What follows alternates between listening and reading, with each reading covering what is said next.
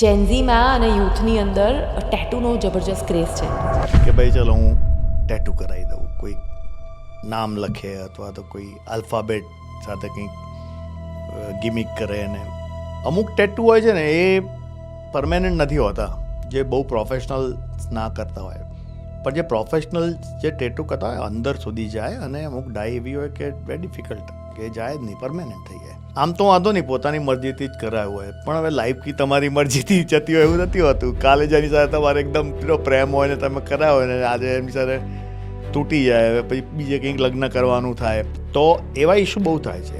એ ટેટુને મૂળમાંથી erase કરી નાખવાનું એ તો બહુ મુશ્કેલ કામ છે. ક્યાં તો તમારે સ્કાર આપવો પડે અમુક રીતનો જે વિચિત્ર દેખાય, અથવા તો એને જે એબ્રેડ કરીને ડમ એબ્રેઝનથી કરીએ છીએ, પણ નથિંગ વિધાઉટ સ્કારિંગ, એટલે કોસ્મેટિકલી બી બહુ એક્સેપ્ટેબલ નથી હોતું.